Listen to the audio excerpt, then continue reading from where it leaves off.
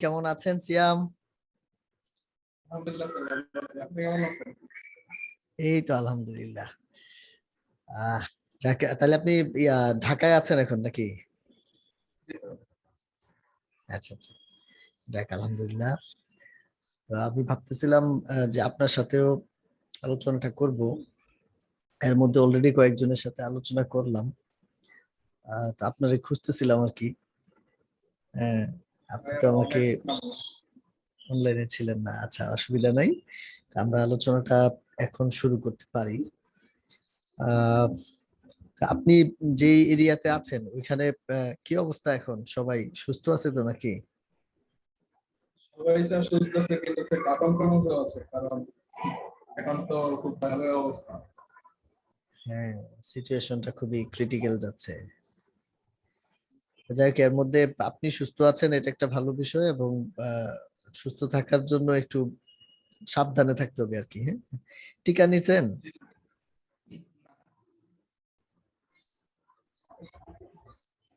টিকার জন্য রেজিস্ট্রেশন করছেন? এটার জন্য রেজিস্ট্রেশন করি নাই, তারপরে করা হয়েছে।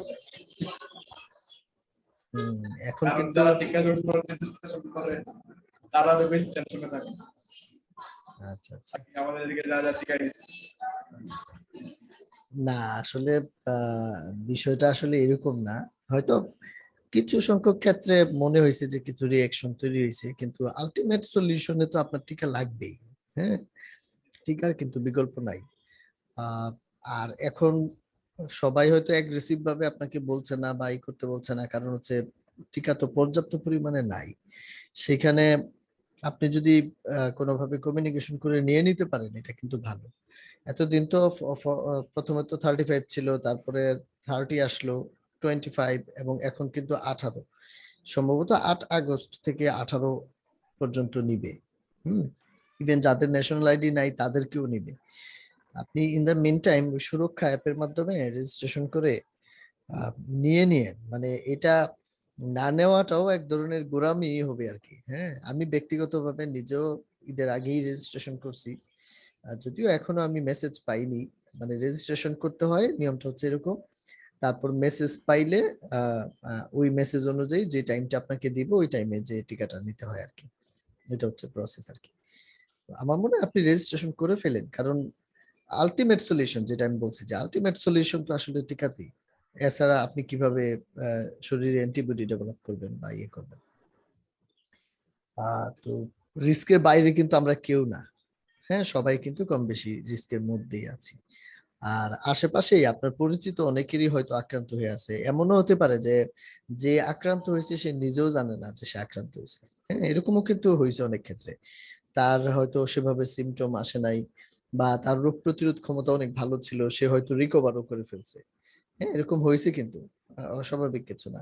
সবাইকে যে হসপিটালে যায় রিকভার হইতেছে তা না। কম সংখ্যক মানুষই হসপিটালে গেছে, বেশিরভাগ সংখ্যক মানুষই কিন্তু চেস্টও করায় না বা হসপিটালেও যায় না। তো যাই হোক, এই জায়গাটাতে আমি আপনারে সচেতন করার জন্য বিষয়টা বললাম, আমি যেভাবে চিন্তা করছি সেটাই বললাম আর কি। আর আহ, আপনি কোন বিষয়টাতে এখন ফুল ফোকাস করছেন? আমি তো বারবার আপনাকে বলেছিলাম যে আইদার সোশ্যাল মিডিয়া অথবা এসইউ। আপনি কোন জায়গাটাতে আছেন? আপনার এটা আমাকে একটু বলেন তো। মূলত এসইওতে ফোকাস আছে, এবং স্যার যা যা কাজ করতেছে সবকিছু আমি নিজেও পরিচালনা করতেছি। আচ্ছা, কারণ তাহলে স্যার এসইউটাকে এই আপনি দুদিনের প্রায়োরিটিতে। মধ্যে হ্যাঁ, দুদিনের মধ্যে স্যার আবার কিভাবে ভাই রিকোয়েস্ট আবার পাঠাতে হয় ওইগুলো স্যার আবার চালাইছি। আচ্ছা আচ্ছা, তার মানে আপনি এসইউটাতে ফোকাস করছেন, পাশাপাশি আপনি ফাইবারে অলরেডি ট্রাই করা শুরু করছেন, তাই তো? কিন্তু স্যার এসইও নিয়ে কোনো দিক নেই আমার ফাইবারে, কিন্তু খুলবে। আচ্ছা আচ্ছা, এসইউ নিয়ে যেহেতু কাজ করবেন ফাইবারে, কি আবার আপনি সোশ্যাল মিডিয়া নিয়ে গিগ বানায় রাখছেন নাকি? এটা ছিল বা ডিলিট করে দিয়েছে। হ্যাঁ, ওগুলা রিমুভ করে দিয়ে, মানে যে কোনো একটা স্পেসিফিক জায়গায় ফোকাস করতে হবে। হ্যাঁ, সোশ্যাল মিডিয়া থেকে আপনি ইনকাম করতে পারবেন না বিষয় এরকম না, বাট এট এ টাইম যদি দুই ধরনের কর্মকাণ্ড দেন সেটা অনেক সময় কনফিউজিং হইতে পারে আপনার জন্য বা যিনি কাস্টমার হবে তার জন্য। এসইউর ফিউচার কিন্তু অনেক ভালো। এসইউ ফিউচার অনেক ভালো, ইভেন আপনি চার্জও করতে পারবেন ভালো। অনেক সময় সোশ্যাল মিডিয়ার কোন একটা কাজ থেকে আপনি যে পরিমাণ চার্জ করতে পারেন, এসইওর কাজে কিন্তু এর চেয়ে একটু বেশি চার্জ করার সুযোগ থাকে। হুম? আহ, তো সেই জায়গাটাতে অলরেডি তো আপনি কিছুটা আগায়ও আছেন এসইওর জায়গাতে।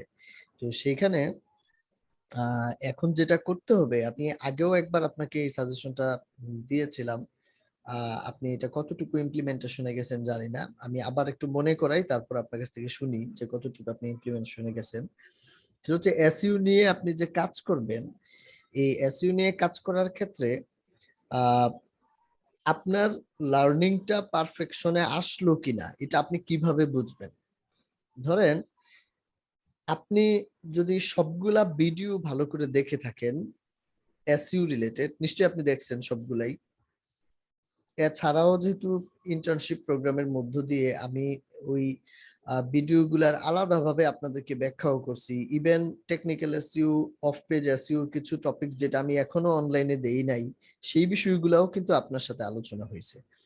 তো সেখানে এই বিষয়গুলা যদি আপনি এনশিওর করতে পারেন যে স্যার আমি সবগুলা বিষয় বুঝতে পারছি এবং কিভাবে এটা নিয়ে কাজ করতে হবে আমি পারবো, ধরেন এরকম একটা কনফিডেন্স যদি আপনার কাছে কাজ করে, তাহলে এটাকে আমি বলছি হচ্ছে যে 40 থেকে 50% নলেজ আপনার গ্যাদার হলো।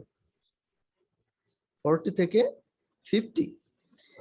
এখন এটাকে আরেকটু নেক্সট লেভেলে কিভাবে নিব?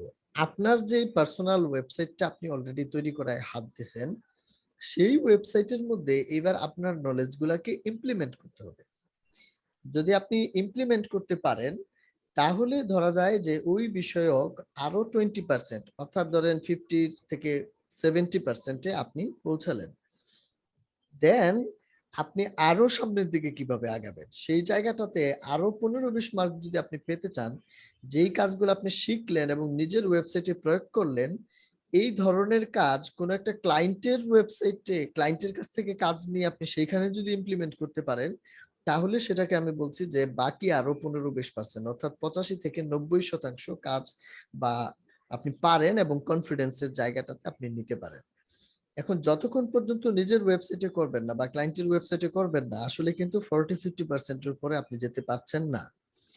এই কারণে এই যে 3টা স্টেপ, একটা হচ্ছে আমি নিজে নিজে শিখতেছি, ভিডিও দেখতেছি, কোশ্চেন করতেছি বা ঘাটাঘাটি করতেছি, শিখতেছি, এইটা হচ্ছে মানে একটা অংশ। নিজের ওয়েবসাইটে এই শিক্ষাটাকে ইমপ্লিমেন্ট করা আরেকটা অংশ, এন্ড ফাইনালি হচ্ছে কাস্টমার বা ক্লায়েন্টের ওয়েবসাইটের মধ্যে কাজটা ইমপ্লিমেন্ট করে কনফার্ম করা বা ইনকাম জেনারেট করা, তখন যে আমি বলছি যে এই নলেজটাকে একটা পরিপূর্ণ নলেজ। কারণ যতক্ষণ পর্যন্ত আপনার নলেজটাকে আপনি মনিটাইজ করতে না পারছেন, কোন একটা প্র্যাকটিক্যাল কাজ করার মাধ্যমে ইনকাম জেনারেট করতে না পারছেন, তাইলে কিন্তু বোঝা যাচ্ছে না যে আপনার নলেজের প্রকৃত ভ্যালু কতটুকু আছে।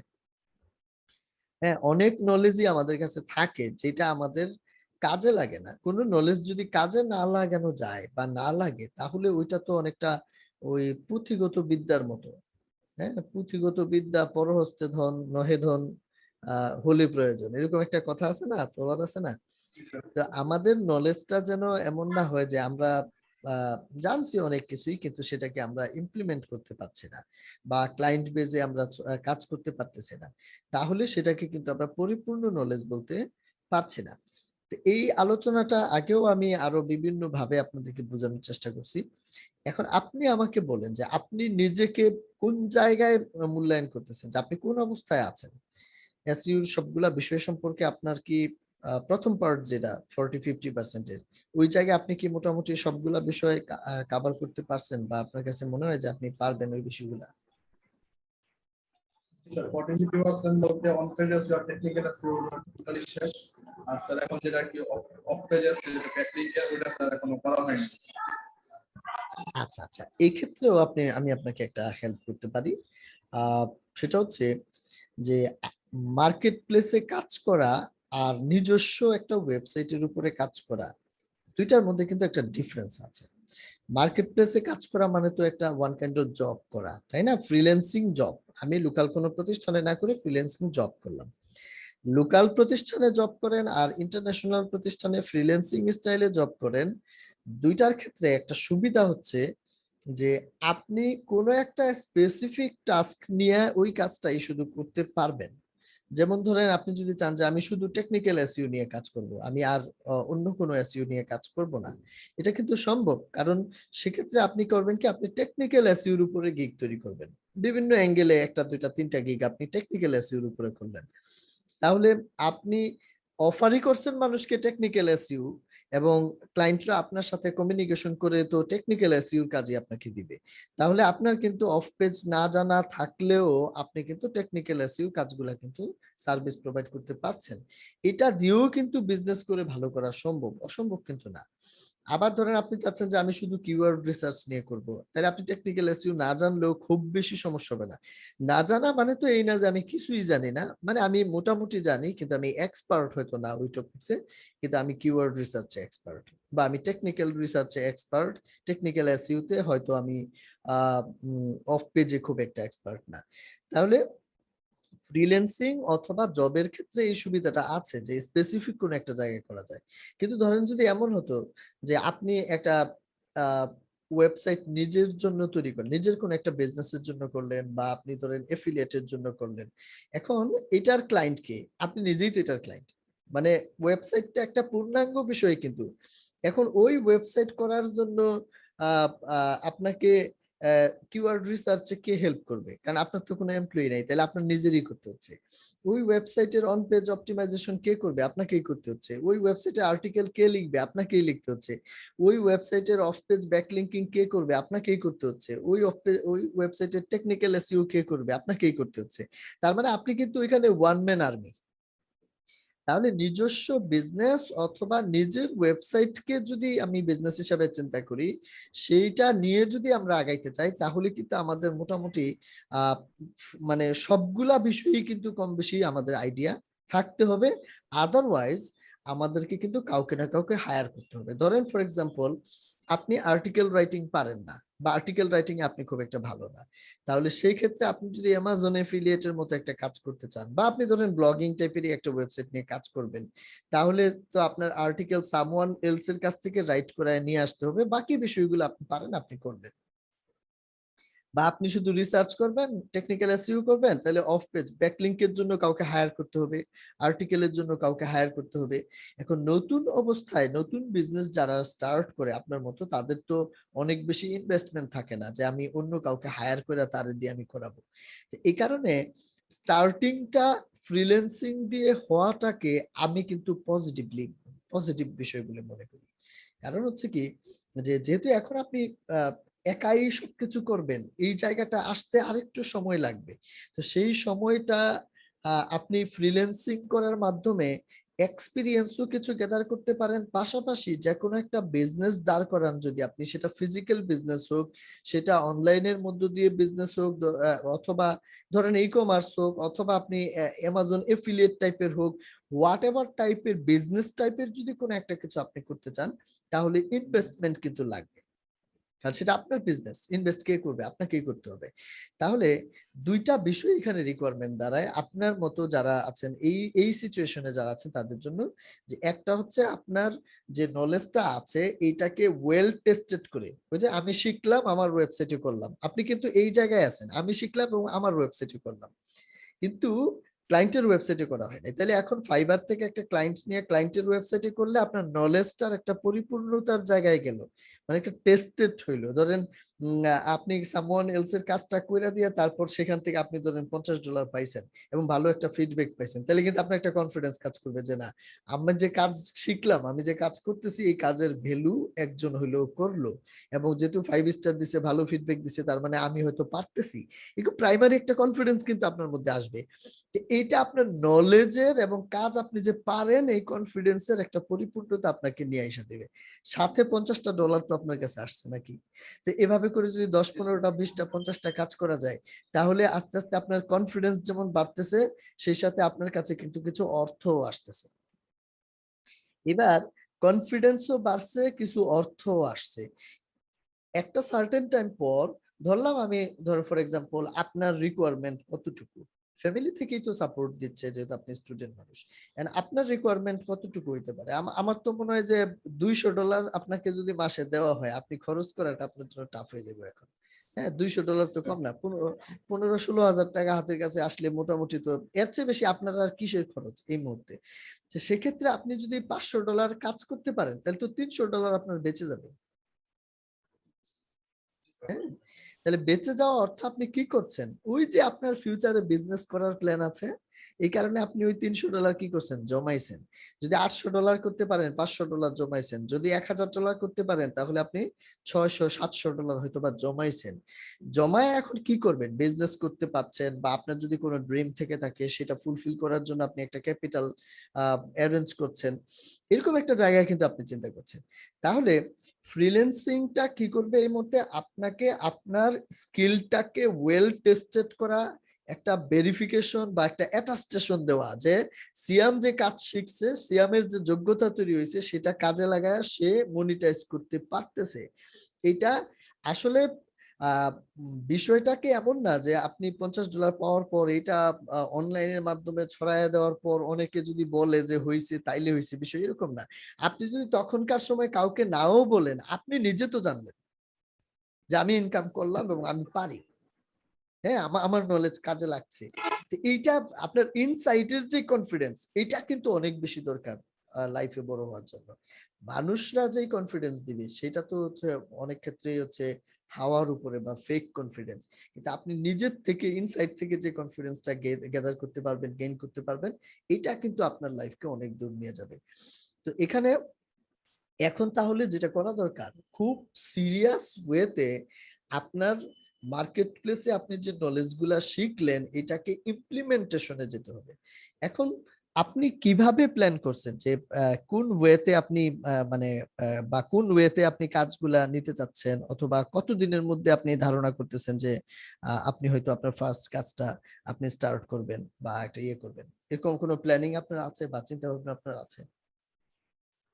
প্ল্যানিং বলতে এই মাসের মধ্যে টোটালি সব কাজ শেষ করতে ইচ্ছা আছে।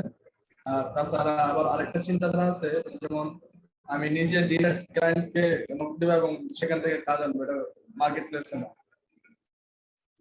আচ্ছা, তাহলে মার্কেট প্লেসের বাইরেও কিছু একটা মানে ক্লায়েন্ট সার্চ করার বা কোনো ওয়েতে ই করা, গ্যাদার করার একটা ইচ্ছা আপনার আছে।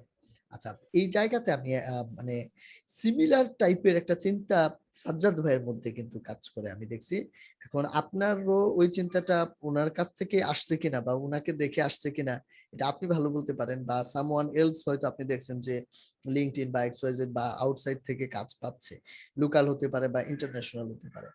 আমি সাজ্জাদ ভাইকে কালকে একটা পরামর্শ দিয়েছি, যে পরামর্শটা আমি আপনাকেও দিতে চাই। সেটা হচ্ছে, ধরেন আপনি যদি লোকাল অথবা ইন্টারন্যাশনালও কোনো ক্লায়েন্ট আপনি মার্কেট প্লেসের বাইরে কালেক্ট করতে পারেন, এটার কিছু সুবিধা আছে, আবার এটার কিছু অসুবিধাও আছে। আবার মার্কেট প্লেসে যদি আপনি কাজ করেন সেখানেও কিছু সুবিধা আছে, অসুবিধা আছে। দুই একটা যদি আমি বলি, যেমন ধরেন যদি আপনি লিঙ্কডইন অথবা সরাসরি যে কোনো উপায়ে কমিউনিকেশন করে কারো কাছ থেকে কাজ নিতে সক্ষম হন, তাহলে $100 কাজ নিলে হয়তোবা আপনাকে $20 ফাইবারে কাজ করলে 20% যেটা আপনাকে দিয়ে দিতে হতো এটা দিতে হচ্ছে না। এটা একটা সুবিধা সরাসরি ক্লায়েন্ট। কিন্তু এই সুবিধাটা এনজয় করতে যায় আপনার আরেক ধরনের একটা ক্ষতি হয়। এটা কি ধরনের ক্ষতি আমি বলি। ধরেন আপনি যদি মার্কেট প্লেসে এই $100 কাজ করতেন, তাহলে মার্কেট প্লেস কিন্তু $20 নিয়ে নিত, আপনাকে $80 দিত। তাহলে মনে হচ্ছে যে মার্কেট প্লেস $20 কম পাইলাম আমি মার্কেট প্লেসে করার কারণে, কিন্তু ডিরেক্ট করাতে আমি $20 বেশি পাইলাম। কিন্তু কখনো কখনো এমন হবে যে ডিরেক্ট কাজ করতে যায় দেখবেন অনেক ক্লায়েন্ট আপনাকে হয়তো, বা অনেক না, মিনিমাম কিছু ক্লায়েন্ট আপনাকে হয়তো দেখা যাবে যে কাজের শেষে পেমেন্টটা দেয় নাই। এরকম হতে পারে কিন্তু, কারণ তার সাথে আপনার কিসের সম্পর্ক বা কিভাবে তারে আপনি ধরবেন, সে তো দেশেও নাই, সে দেশের বাইরে, তার সাথে একটা ইমেল বা আদান প্রদান ওইখানে, ইমেল বা কোনো একটা স্কাইপ টাইপ এক্সওয়াইজেড এর মাধ্যমে ওইখানে ব্লক করে দিলে আপনার আপনার সাথে কমিউনিকেশন কিন্তু শেষ। তাহলে অর্থ আসার মানে আমি পুরা পাওয়ার যেমন সম্ভাবনা আছে, আবার দুষ্ট কোনো ক্লায়েন্টের হাতে পড়লে ওই টাকা মার যাওয়ারও কিন্তু সম্ভাবনা আছে। স্টার্টিং এ এটা কিন্তু যদি এরকম কিছু ঘটে, এটা কিন্তু আপনার জন্য খুব একটা ব্যাড এক্সপিরিয়েন্স কিন্তু হবে। মার্কেট প্লেসের ক্ষেত্রে কিন্তু এটা হওয়ার সম্ভাবনা একেবারে নাই বললেই চলে। 99.99% ক্ষেত্রে এটা ধরনের হবেই না। কারণ মার্কেট প্লেস যেটা করে আপনাকে কিন্তু একটা এই সিকিউরিটিটা মার্কেট প্লেস দেয়। কিভাবে এটা নিশ্চিত করে মার্কেট প্লেস? ধরেন বায়াররা যখন অ্যাকাউন্ট খুলে তখন বায়ারের ক্রেডিট কার্ডটা কিন্তু ওইখানে অ্যাড করায় ফেলতে হয় বায়ার অ্যাকাউন্টের ক্ষেত্রে। তখন এখন মনে করেন ক্লায়েন্ট আপনি যখন সেলার হিসেবে কাজ করছেন, যেই পরিমাণ টাকার কাজ আপনাকে দিল, এটা আপনি জমা দেওয়ার পরে ক্লায়েন্ট কিন্তু মানে কাজ অ্যাকসেপ্ট করবে, কোনো ধরনের অভিযোগ থাকবে না, কিন্তু পেমেন্ট করবে না, এটা করার সুযোগ কিন্তু নাই। কারণ মার্কেট প্লেস কিন্তু তাকে আবার এখানে ধরতে পারবে, এখানে তাকে কিন্তু একটা জবাবদিহিতার আওতায় নিয়ে আসতে পারে। আর আপনাকে $100 পাওয়া দিলেই তো সে $20 পাবে, আদারওয়াইজ তো পাচ্ছে না। ক্লায়েন্টের কাছ থেকে $100 আদায় করে সিয়ামকে দিতে পারলে সে $20 নিয়ে নিতে পারবে, $80 সিয়াম পাবে। মার্কেট প্লেস তো মিডলম্যান, মার্কেট প্লেস তো মাঝখানে মিডিয়া হিসেবে কাজ করছে। সুতরাং আপনাকে টাকা না পাওয়ানো কিন্তু মার্কেট প্লেসের উদ্দেশ্য না, না পাইলে মার্কেট প্লেসও পায় না, আপনাকে দিলেই পায়, আদারওয়াইজ পায় না। টেকনিক্যালি এই কারণে কি হয়, মার্কেট প্লেস অলওয়েজ কিন্তু আপনাকে সিকিউর জায়গায় রাখতে চায়, আপনাকে ইনকাম করাই সে ইনকাম তৈরি করতে চায়। এটা হচ্ছে একটা বিষয়। আরেকটা এর চেয়ে গুরুত্বপূর্ণ বিষয় রয়েছে, সেটা হচ্ছে ডিরেক্ট কোনো ক্লায়েন্টের সাথে আপনি কাজ করার পর যদি আপনি আপনার ডলারটা পেয়েও যান, সে আপনাকে কিন্তু তেমন কোনো ফিডব্যাক দিচ্ছে না। সে কোথায় আপনারা ফিডব্যাক দিবে 5 স্টার, কোথায় আপনারা কি মেসেজ দিবে, ধরে আপনার খুব ভালো একটা মেসেজ দিছে, এইটা আপনার মানে শো করার খুব একটা সুযোগ কিন্তু নাই। এটা একটা পারফেক্ট অ্যাটাস্টেশন না। যেমন ধরেন একটা ফার্স্ট ক্লাস অফিসার যখন সিল দিয়ে অ্যাটাস্টেশন করে, এইটার ভ্যালু আর যে কেউ নীলক্ষেত থেকে বা এক্সওয়াইজেড থেকে একটা সিল বানায় না মাইরা দিল, তারপরে ওইটার ভ্যালু তো আর এক হবে না। হবে নাকি? সত্যায়নের কথা বলছি, হবে না কিন্তু। তো হ্যাঁ সিয়াম, আপনি আবার বলেন, আপনার কথাটা আমি শুনতে পাই নাই। হবে না কিন্তু। হ্যাঁ, আচ্ছা আমাকে শুনতে কি আপনার কোনো সমস্যা হচ্ছে?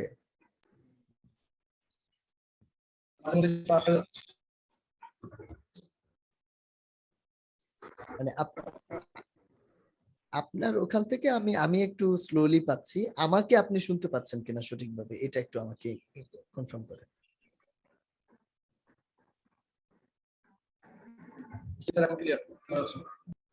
ওকে, তাহলে আপনি মেসেজ গুলো নেন।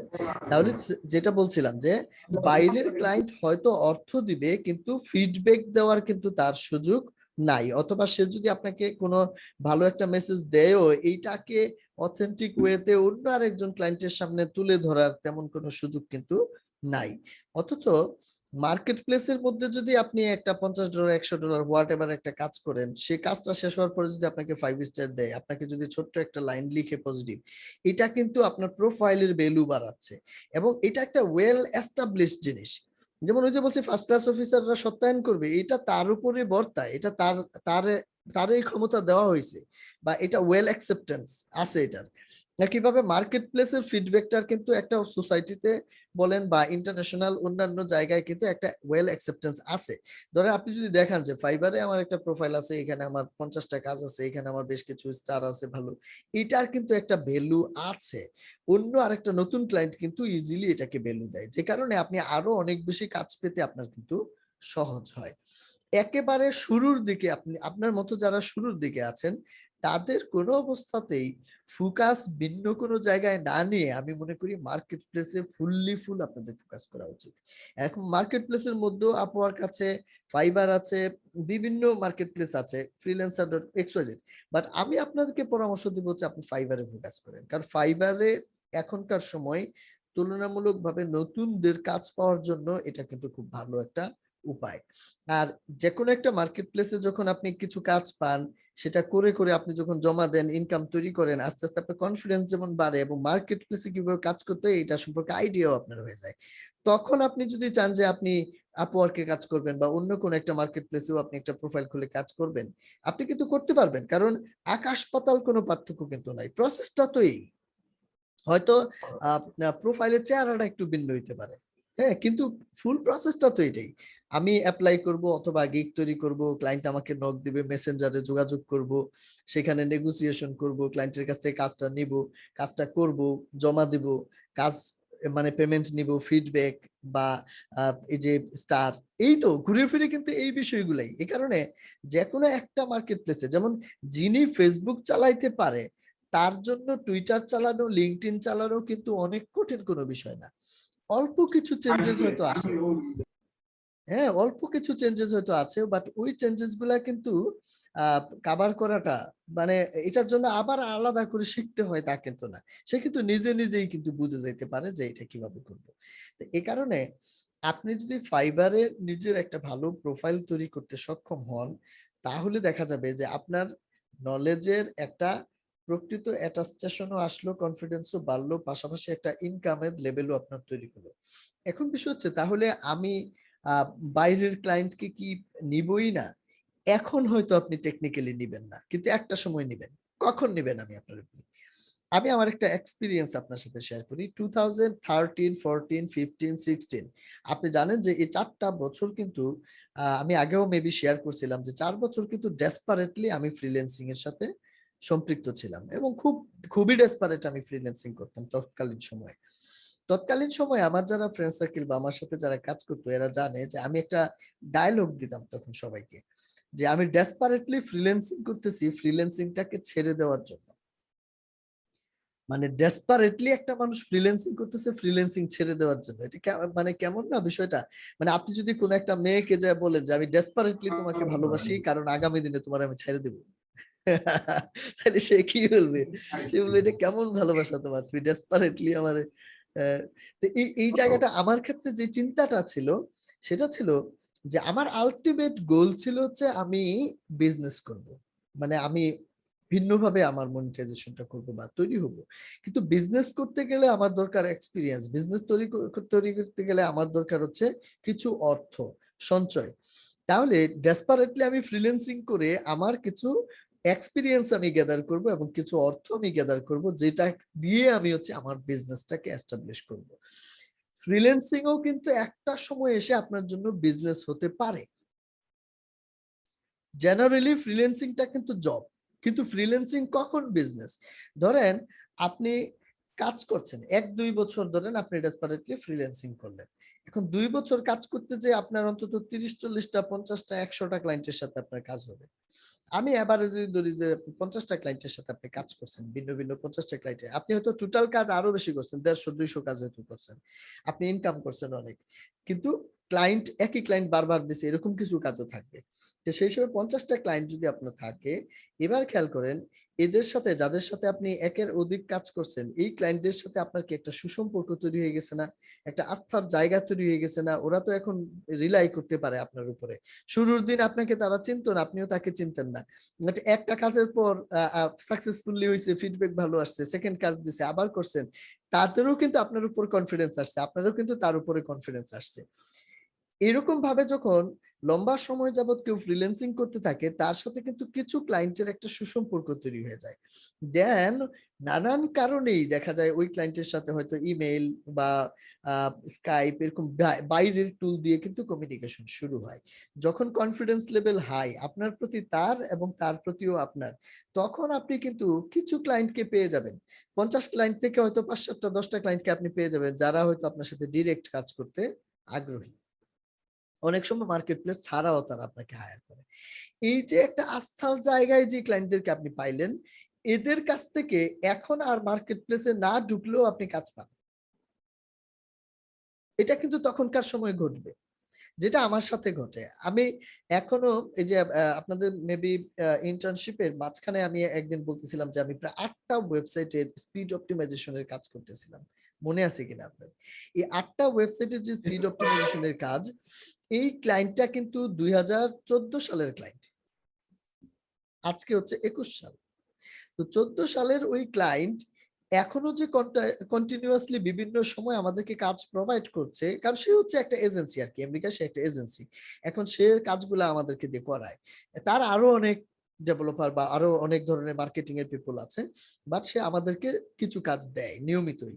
এখন এই যে এত বছর পরেও আমাদেরকে দিচ্ছে, আমি তো ফাইবারে ঢুকি নাই কিন্তু সে তো আমাকে কাজ দিল, তাহলে এই কাজটা আমার জন্য কি হইলো? এটা কি আমার জন্য জেনারেল একটা ফ্রিল্যান্সিং হইলো?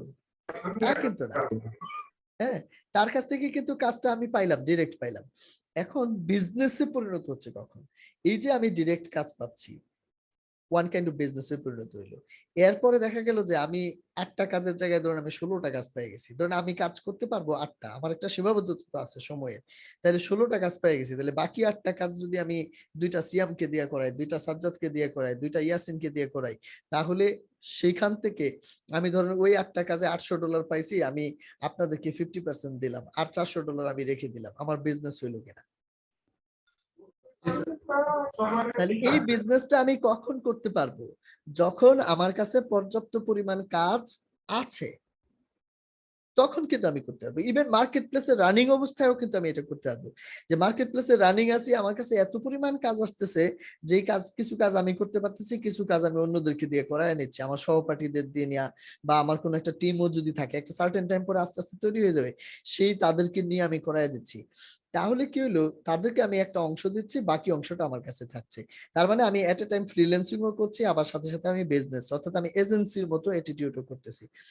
এই কারণে বলছি যে ডেসপারেটলি আপনার 1 থেকে 2 বছর ফ্রিল্যান্সিং এর উপরে আপনার ডেসপারেট একটা ড্রাইভ করা উচিত, অন্য কোনো জায়গায় চিন্তা না করে। তাহলে হবে কি, একটা সার্টেন টাইম পর আপনার যত ধরনের স্বপ্ন আছে, আপনি যদি মনে করেন যে আমি একটা প্রতিষ্ঠানে জবই করব এক সময়, লোকাল কোনো প্রতিষ্ঠানে, তো 2 বছর যাবত যে ফ্রিল্যান্সার অসংখ্য ক্লায়েন্টের সাথে কাজ করে অভ্যস্ত, যে অনেক ডিপলি এখন কাজগুলা জানে, তা সে যদি একটা সিভি ড্রপ করে সামওয়ান কোন একটা প্রতিষ্ঠানে, যে আমি 2 ইয়ার্স এতগুলা জব কমপ্লিট করছি, আমার এই হচ্ছে এক্সপিরিয়েন্স, এই বিষয়গুলোতে আমি ভালো জানি, আর নতুন একটা ব্যক্তি অ্যাপ্লাই করলো, আপনার কি মনে হয় কার প্রায়োরিটি বেশি থাকবে? ডেফিনেটলি আপনার প্রায়োরিটি বেশি থাকবে, তাই না?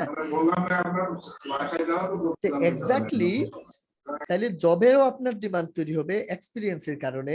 আপনার এক্সপিরিয়েন্স আছে, কিছু অর্থ যদি আপনি এই সময়ে আপনি ধরেন কালেক্ট করে ফেলেন বা আপনি জমায়ে ফেলেন, তাহলে সেটা কাজে লাগে, আপনি কিন্তু তখন বিজনেসের দিকেও আপনি যেতে পারছেন।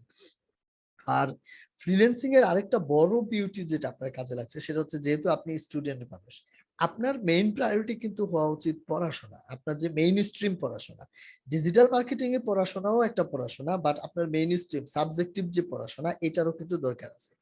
এখন হয়তো একটা বিশেষ সিচুয়েশনের মধ্য দিয়ে যাওয়ার ফলে আপনার কাছে মনে হচ্ছে যে এখন আমার তেমন কোনো পড়াশোনা নাই, আমি পুরা সময়টাই ডিজিটাল মার্কেটিং শিখছি বা এক্সওয়াইজেড ব্যয় করছি, কিন্তু এটা তো আর পার্মানেন্ট বিষয় না, সলিউশন তো আসবেই, টুডে টুমোরো সলিউশন তো হবেই। তা ইন দা মিনটাইম আপনার পড়াশোনাটাকে ধরে রাখা, মানে পড়াশোনার পাশাপাশি কোনো একটা কিছু করব, সেটা কি, সেটা কিন্তু আপনার বিজনেস কিন্তু অনেক সময় পড়াশোনার পাশাপাশি করাটা কিন্তু টাফ, কারণ ওই যে বলছি যে পূর্ণাঙ্গ সবকিছু দায়িত্ব কিন্তু আপনাকে পালন করতে হবে। অথবা লোকালি একটা ফিক্সড জব করব আমি, সেটাও কিন্তু পড়াশোনার ক্ষেত্রে পড়াশোনায় ব্যাঘাত ঘটবে, কারণ 8 ঘন্টা 10 ঘন্টা যদি আমি ফুল টাইম জব করি, তাহলে আমার পড়াশোনা ক্ষতিগ্রস্ত মাস্ট হবে।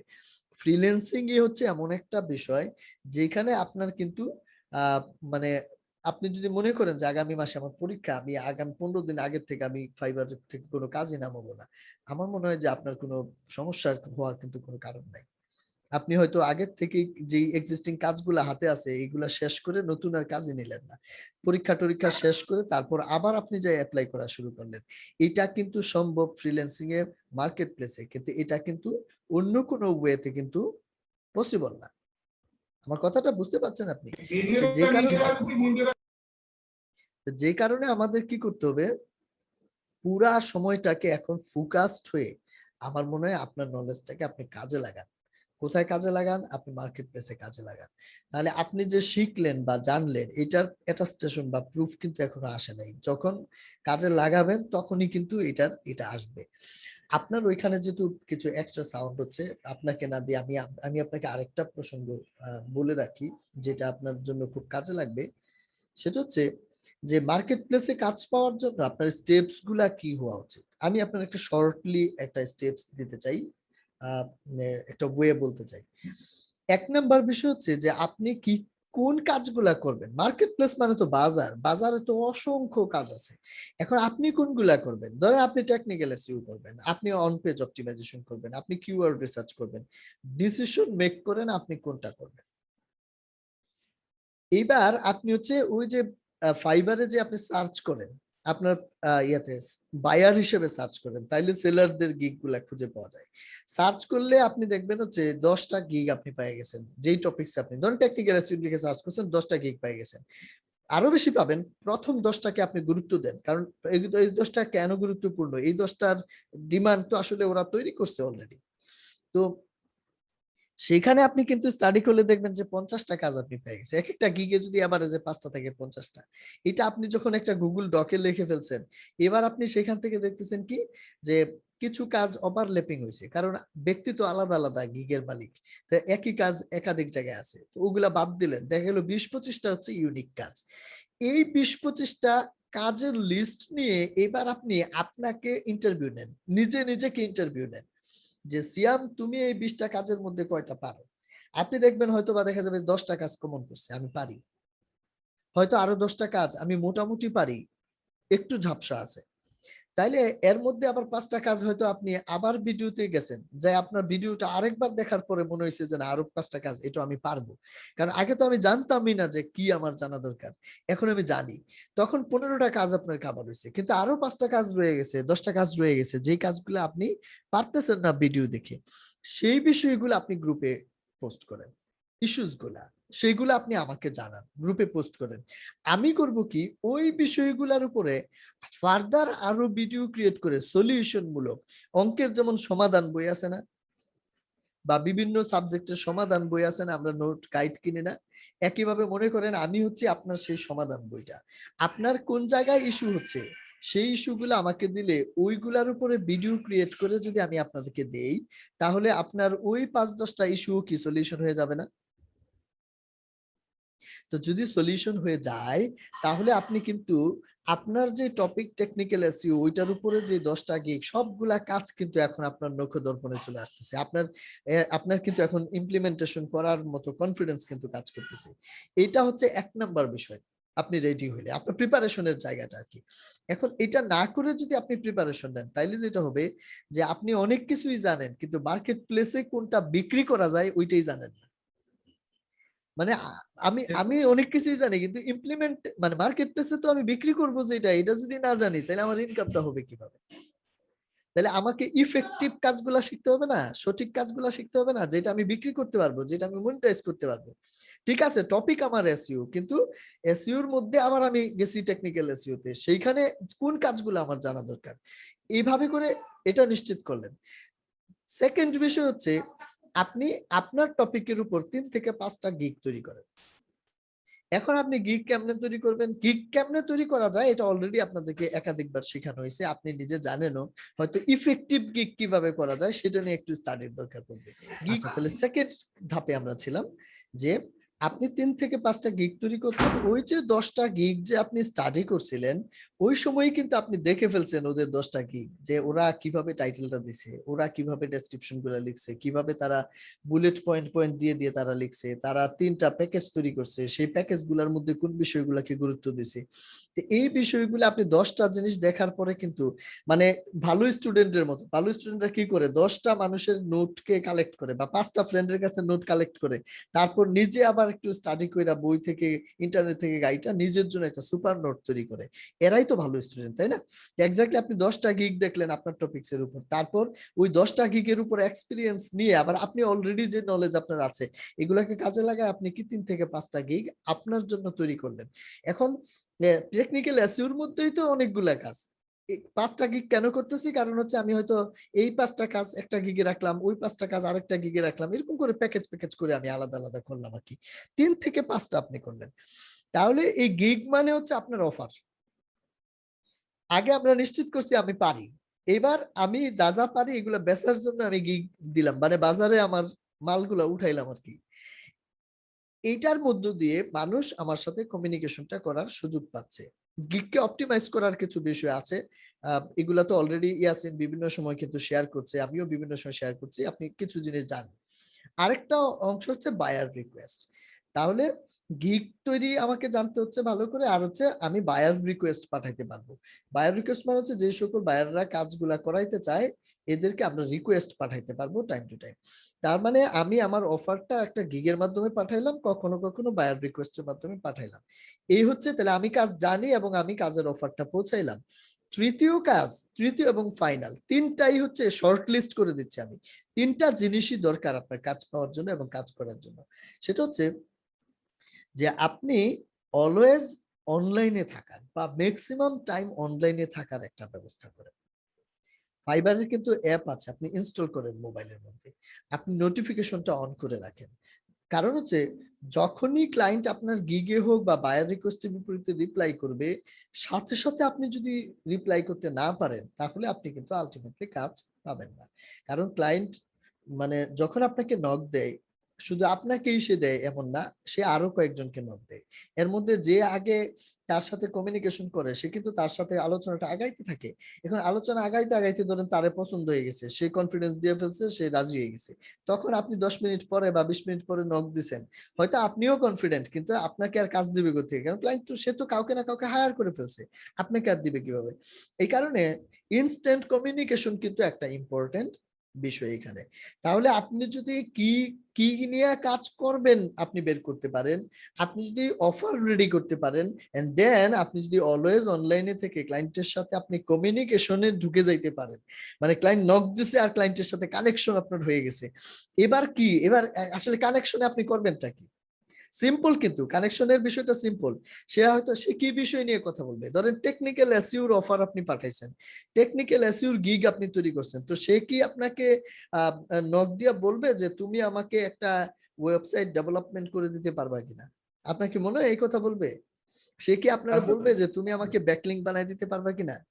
সে তো আপনি যে এরিয়াতে এক্সপার্ট, সেই এরিয়ার বিষয় নিয়েই কথা বলবে। তো ওই বিষয় নিয়ে কথা বলাতে কি আপনি কখনো মানে এটা তো সাইয়েরও কিছু নাই বা কোনো ধরনের হীনমন্যতার তো কিছু নাই, কারণ আপনি এখানে কনফিডেন্ট। আমি একটা হাই কনফিডেন্ট আপনাকে দিতে চাই। মাথায় রাখেন, আপনাকে যেই ক্লায়েন্ট নক দিছে, সে আপনার চেয়ে বেশি এই টপিকসে জানে না।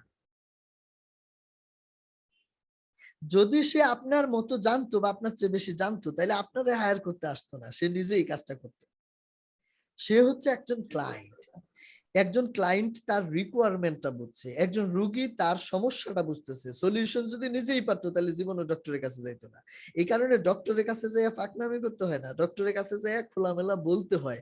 ডক্টর তার অভিজ্ঞতার আলোকে সলিউশনটা দেয়। এক্স্যাক্টলি, আপনি কিন্তু এখানে কনসালটেন্ট। ক্লায়েন্ট আপনার কাছে আসছে, আপনি জানেন কিভাবে এটার সলিউশন করতে হবে, কিভাবে করতে হবে। ক্লায়েন্ট কিভাবে আপনার চেয়ে বেশি জানবে? এটা তো অসম্ভব কথা। ক্লায়েন্ট তাহলে তো সে ক্লায়েন্টই না। মানে ক্লায়েন্ট যদি আপনার চেয়ে বেশি জানে, সে কি ক্লায়েন্ট নাকি? সেও তো আরেকজন সেলার, মানে ওই লেভেলের। কিন্তু এই কারণে আপনার সামনে যিনি আছে, সে আপনার চেয়ে বেশি জানে না, আপনি তার চেয়ে এক লাইন হইলেও বেশি জানেন। সুতরাং আপনার কিন্তু হীনমন্যতার কিছু নাই, বরং হে টেনশনে থাকবে যে কি বলতে কি বলি। তাহলে আপনি কনফিডেন্টলি যখন তার সাথে ডিসকাশনটা করবেন, সেই ডিসকাশনের মধ্য দিয়ে আপনার সাথে কিন্তু আপনি কিন্তু তাকে কনফিডেন্সটা দিতেও পারবেন, কারণ আপনি তো অলরেডি এই কাজগুলা সুনিশ্চিত আপনি পারেন। আপনি কিন্তু বোল্ডলি বলতে পারতেছেন, হ্যাঁ বুঝতে পারছি, আমি এই কাজটা করে দিতে পারবো। আপনার আর কি কি রিকোয়ারমেন্ট আছে, আপনার আর কি কি রিকোয়ারমেন্ট আছে, সে ফুল রিকোয়ারমেন্ট গুলা জানাইলো। এখন গিগ হইতে পারে যে আপনি $45 গিগ বানাইছেন, সেখানে আপনি হয়তো বা যে কয়টা কাজের কথা আপনি দিছেন, এখন ডিসকাশনের মধ্য দিয়ে দেখা গেছে যে এর চেয়ে দ্বিগুণ পরিমাণ কাজ সে করাইতে চায়। এটা হতে পারে। কিন্তু অনেকের একটা ভুল ধারণা আছে ফাইবার সম্পর্কে, সেটা আমি আপনাদের ক্লিয়ার করি। ফাইবার নিয়ে অনেকে মনে করে যে $5 কাজই বোধহয় শুধু ফাইবারে পাওয়া যায়। এটা কিন্তু সঠিক না। ফাইবারে $5 কাজ পাওয়া যায়, $50 পাওয়া যায়, 500 পাওয়া যায়, $1000 উপরেও কাজ পাওয়া যায়। 5 হচ্ছে একটা স্টার্টিং, মানে একটা ইনিশিয়াল অফার আর কি। এরপর যখন কমিউনিকেশন করে ক্লায়েন্ট, তখন তার সাথে আলোচনা করে কিন্তু হচ্ছে তার প্রকৃত রিকোয়ারমেন্টটা সেট করা হয় এবং দেন ওইটার উপরে বাজেটটা দিতে হয়।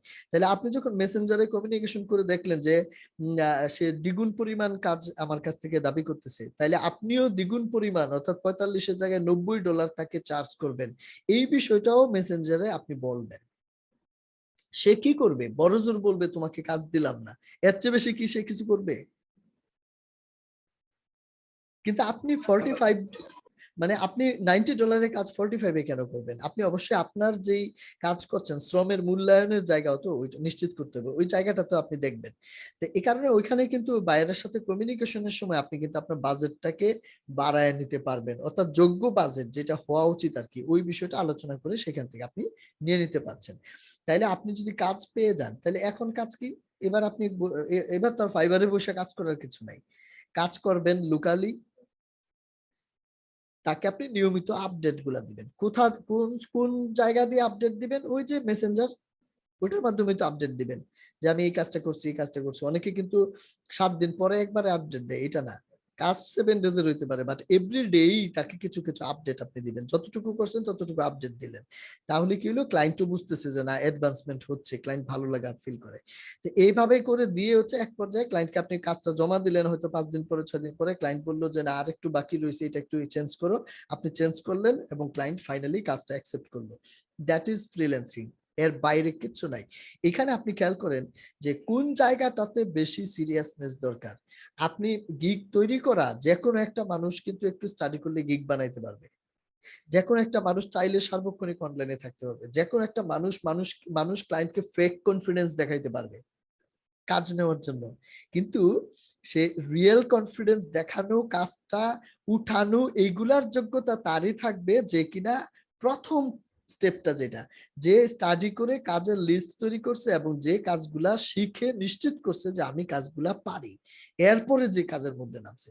কারণ তার তো আর শর্ট মিস হওয়ার কথা না, কারণ আপনি এমন একটা গেমে নামছেন বা এমন একটা কাজে নামছেন যে কাজ অলরেডি আপনি পারেন। ধরেন ফর এক্সাম্পল সামওয়ান যদি আপনাকে বলে যে আপনার কাজ হচ্ছে ওয়ার্ডপ্রেসের ইনস্টল করে দিবেন, এখন আপনার এই কাজ দিয়ে যদি বলে ধর $5 দিব ওয়ার্ডপ্রেস ইনস্টল করে দিবেন, এটা আপনার জন্য কোনো বিষয়? আপনি কি বলবেন, এটা কোনো কথা হইলো? আচ্ছা দেন, অসুবিধা নেই, 5 মিনিট সময় দেন, আমি করে দিতেছি। এই তো, সে যদি তুমি পারবা কিনা, সিয়াম দেখেন আপনি পারবেন কিনা, এটা কি বললেন স্যার, এটা কোনো বিষয়? দেন আমার, আমি করে দিতেছি, এক্ষুনি করে দিতেছি। এই কনফিডেন্সের জায়গাটাতে যেতে হবে হচ্ছে আপনার যেই কাজগুলো আছে। এই কারণেই আমি বারবার বলছি যে স্কিলটা হচ্ছে সবচেয়ে বেশি ইম্পর্টেন্ট। আলহামদুলিল্লাহ আপনার ক্ষেত্রে যেটা হয়েছে, আপনি কিন্তু মোটামুটি বেশ আগায় আছেন এই জায়গাটাতে, আপনি কিন্তু একেবারে বিগিনার না, আপনি বেশ কিছুটা আগায় আছেন। সেই হিসেবে আপনার এই মাস ফুল লাগবে যেটা বলছেন আপনি, সেটা কিন্তু আমি একটু দ্বিমত পোষণ করছি। আমার কাছে মনে হয় আপনি যদি, আমি যে গাইডলাইনটা এখন বললাম, আগেও কিছু কিছু বলা ছিল, এখন হয়তো আপনাকে আরো একবার বলাতে আপনি হয়তো আরো একটু রিয়েলাইজ করলেন। এখন এইটাকে ইমপ্লিমেন্টেশনের জন্য যদি আজকে থেকে আপনি লেগে যান, আমার ধারণা ওই যে কি কি আমি জানি কি কি জানি না, এই জায়গাটা নিশ্চিত করে জানার বিষয়টা বড় জোর 7 ডেজ সময় লাগবে আপনার কভার করার জন্য। কারণ ফুল এসইও নিয়ে কাজ তো করতে বলতেছি না, স্পেসিফিক জায়গায় করতে বলতেছি। কোনটা করবেন, রিসার্চ নিয়ে করেন, টেকনিক্যাল নিয়ে করেন, অন পেজ নিয়ে করেন, অফ পেজ, হোয়াট এভার, যেই জায়গাটাতে আপনি করতে চাচ্ছেন, একটা বা দুইটা টপিকস নিয়ে কাজ করেন, তাহলে আপনি এইটার প্রিপারেশনটা কিন্তু উইদিন 7 ডেজ হওয়া সম্ভব। এন্ড দেন আপনি এই 7 ডেজ প্রিপারেশনের পাশাপাশি আপনি যদি গিগ গুলাও ক্রিয়েট করতে থাকেন, আমার তো ধারণা 7 থেকে 14 ডেজ, অর্থাৎ 15 ডেজ এর মধ্যে আপনার ফার্স্ট কাজটা আসা উচিত। হ্যাঁ, কারণ হচ্ছে আপনি যদি সিরিয়াসলি নামেন 15 দিন লাগবে বড় জোর হচ্ছে ফার্স্ট কাজটা আপনার আসা, কারণ আপনি অলরেডি অনেকটা কনফিডেন্ট অবস্থায় আছেন। তো এইটা একটা চ্যালেঞ্জ হিসেবে নেন না যে আমি মার্কেট প্লেস থেকে উইদিন 15 ডেজ, 15ই আগস্টের মধ্যে বাংলাদেশের শোক দিবসের মূল দিনেই আমি এর আগে আমার শোককে আমি শক্তিতে পরিণত করে ফেলছি আর কি। হ্যাঁ, 15ই আগস্ট তো শোক, শোকের মাস, কিন্তু শোকের মাসে বঙ্গবন্ধুর স্বপ্ন তো ছিল দেশকে বিল্ড করা, না? হ্যাঁ, দেশকে অনেক বড় করা, অনেক উন্নত করা, পৃথিবীর বুকে একটা মাথা উঁচু করে দাঁড়ানো। আপনি আপনি তো এখন দেশ নিয়ে চিন্তা করে লাভ নাই, আমার আপনার এখন দেশে না যায়, আমি সিয়াম যদি আমাকে একটা জায়গার মধ্যে তৈরি করতে পারি, তাইলেই তো হইলো। আস্তে আস্তে করে তো সকল সিয়ামরা যদি দাঁড়ায় যায়, মানে দেশের 18 কোটি সিয়াম যদি দাঁড়ায় যায়, তাইলে তো দেশ দাঁড়ায় গেল। খেয়াল করছেন? হ্যাঁ, তার মানে আপনি ইন্ডিভিজুয়াল ব্যক্তি, আপনি যদি নিজেকে তৈরি করতে পারেন, তাহলে সোসাইটি থেকে একটা প্রবলেম কিন্তু সলিউশন হয়ে গেল, মানে একজনের প্রবলেম সলিউশন হলো। এভাবে ইন্ডিভিজুয়ালদের সলিউশন হইলেই কিন্তু দেশ আগাবে। সুতরাং দেশ নিয়ে বা বড় করে চিন্তা করার দরকার নেই, আপনি আপনার জায়গাটাতে একটু সিরিয়াসলি ড্রাইভ করেন। আর আমার বর্তমানে যে নীতিটা আমি সেট করছি, আমি কিন্তু এখন এই যে আপনাদের যে নিয়ে যে কোর্সটা করছি, এটাতে কিন্তু আমি এখন কমার্শিয়ালাইজেশনের দিকে যাচ্ছি, মোর প্রফেশনাল ওয়েতে কিন্তু যাচ্ছি। তো মোর প্রফেশনাল বা কমার্শিয়াল হওয়াতে আপনারা কিছু ফেসিলিটি বুক করবেন। যেমন আপনার তো নতুন করে কোনো পেমেন্ট করতে হচ্ছে না, কিন্তু আমি কমার্শিয়াল হওয়ার কারণে বা প্রফেশনাল হওয়ার কারণে এই যে আজকের যে সার্ভিসটা তৈরি হলো, বা দেখবেন যে নিয়মিত ভিডিওগুলো যাচ্ছে, গতকালকে আপনি ডকুমেন্টেশন আমি কিন্তু দিছি, আপনার চোখে পড়ছে কিনা জানি না, আমি কিন্তু আগের সার্ভারে কিন্তু এভাবে করি নাই, এইবার করছি কেন, কারণ মূল প্রফেশনালিজম নিয়ে আসার জন্য। তাহলে এখানে আপনারা অনেক ধরনের সার্ভিস আগের চেয়ে অনেক বেটার ওয়েতে কিন্তু পাবেন, যেটা আপনাদের কাজে লাগবে। বা এখন যেটা আমি বললাম যে আপনার কোন 5-7টা কাজ আপনি পারতেছেন না, ওইটা আমার সাথে শেয়ার করেন, ওই বিষয়ে আমি ভিডিও বানাই। ধরেন যদি আমি রিসার্চটা করি, আমি রিসার্চ করে দেখবো যা আছে সবই আমি পারি, তা আমার কাছে মনে হচ্ছে কোনটা বানাবো। অথবা ধরেন আমি গণহারে বানানো শুরু করলাম, আর আনফরচুনেটলি আপনি যে 15 কাজটা পারেন, ওই 15টাই আমি 1-2 সিরিয়াল ধরে বানাইতেছি। তাহলে এই 15টা বানাইতে যায় যদি এক একটা, ধরেন আমি ডেইলি তো আর বানাবো না, তাহলে আমি ধরেন 2 দিন অন্তর অন্তর যদি একটা পাবলিশ করি, তাহলে দেখা গেল 1 মাস ধরে আমি যেই ভিডিওগুলা বানাইলাম, সিয়াম এই কাজগুলা সব পারে, তাহলে ওই ভিডিওগুলা আগে না বানায়া সিয়াম কোনটা পারে না ওইটা আমাকে জানাইলে আমি ওইগুলাকে আগে বানাই, যেন এই উইকেই সিয়ামের কাজে লাগে। থিমটা বুঝছে কিনা? তাহলে প্রায়োরিটি দিতে চাচ্ছি হচ্ছে আপনারা যারা অ্যাক্টিভ, আপনারা যারা সিরিয়াসলি কাজটা করতে চাচ্ছেন, এদেরকে প্রায়োরিটি দিয়ে আমি হচ্ছে গিয়ে ভিডিওগুলো ক্রিয়েট করতে চাচ্ছি, সলিউশনগুলো দিতে চাচ্ছি, যেন আপনারা ইনকামে ঢুকে যান। কারণ হচ্ছে যারা একেবারে নতুন, এরা তো নতুন অবস্থায় তারা আসছে, এখন তো তারা আগে হচ্ছে ভিডিওগুলো অনেকটা সিনেমার মতো দেখবে, তারা আইডিয়া নিবে, তারপরে তাদের সাথেও কিন্তু আমি এরকম একটা সেটিং এ আসবো, তাদেরকেও আমি গাইড করবো যে নেক্সট তারা কিভাবে যাবে।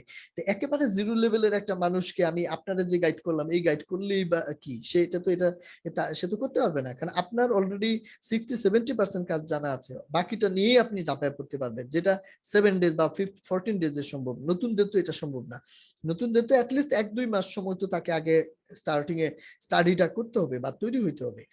তো এই এই জায়গাটাতে আমি আপনাদের যে মেসেজটা দিতে চাইলাম, যে আমি কিন্তু আপনারা যারা সিরিয়াস অ্যাক্টিভ, আমি আপনাকে আমি কিন্তু স্পেসিফিক ভাবে গাইড করতে চাই, এবং সেই জায়গায় আপনার যখন যে ধরনের সহযোগিতা লাগে আপনি কিন্তু আমার কাছ থেকে পাবেন।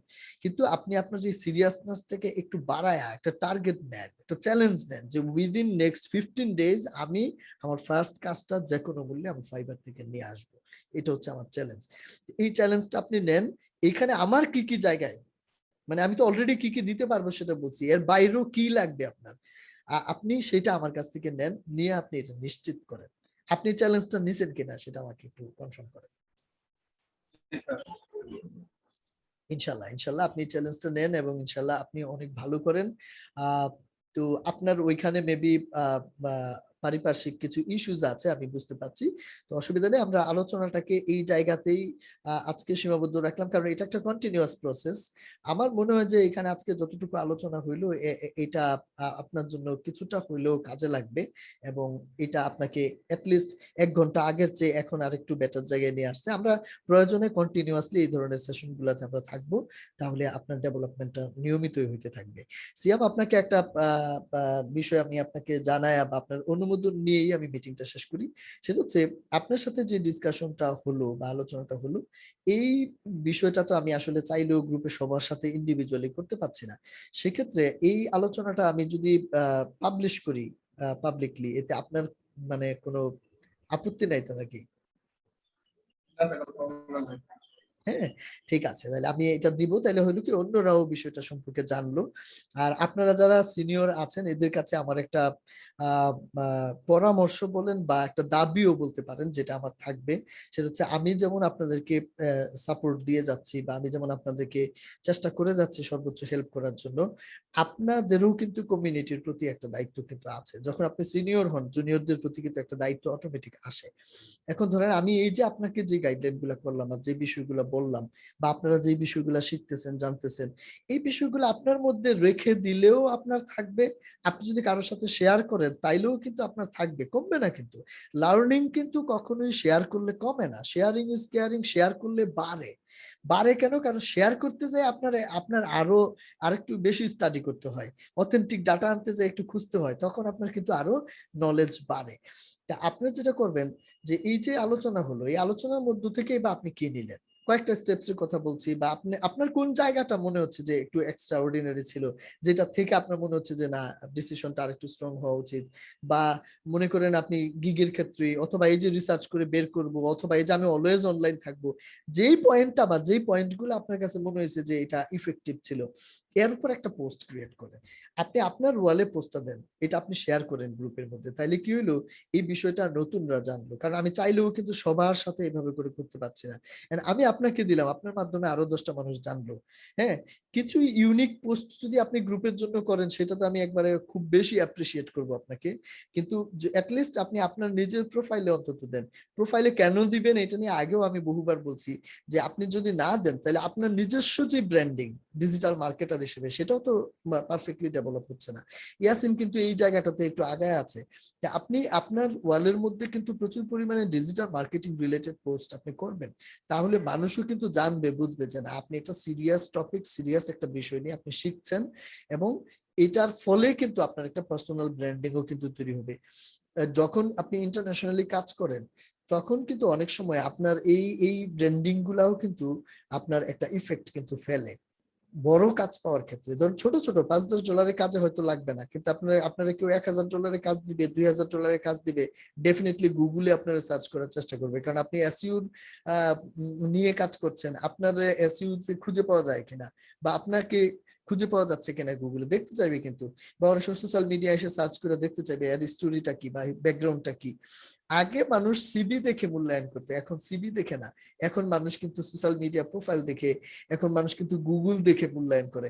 কাইন্ডলি আপনি এই জায়গাগুলোতে করোনার নিউজ, সরকারি নিউজ, বেসরকারি নিউজ, এগুলো তো আমি শেয়ার দেই, ওইটার পাশাপাশি আপনি আপনার যে মেইন টপিকস ওইটার উপরে কিছু বিষয় আপনি শেয়ার করবেন। এটা আপনার প্রতি আমার পরামর্শ থাকলো। এবং মানে আজকে অন্তত আপনি একটা পোস্ট করবেন, এই বিষয়টা আমি দেখতে চাই, আপনি একটু সময় নিয়ে এটা করবেন ইনশাআল্লাহ। রেগুলারলি এই বিষয়টা করেন, করলে লস নাই, লাভই হবে। তো আমিও তখন আরো বেশি উৎসাহিত হবো আপনাদেরকে আরো বেশি বেশি সাপোর্ট দিতে আর কি। তো অনেক ভালো থাকেন সিয়াম, আপনার সাথে অনেকক্ষণ আলোচনা হলো, বিষয়গুলোকে কাজে লাগান, আর আমাকে আপডেট দিয়েন টাইম টু টাইম যে আপনি কিভাবে আগাচ্ছেন। ঠিক আছে, অনেক ভালো থাকেন। হ্যাঁ, ওকে, আসসালামু আলাইকুম। অবশ্যই। ওয়ালাইকুম আসসালাম।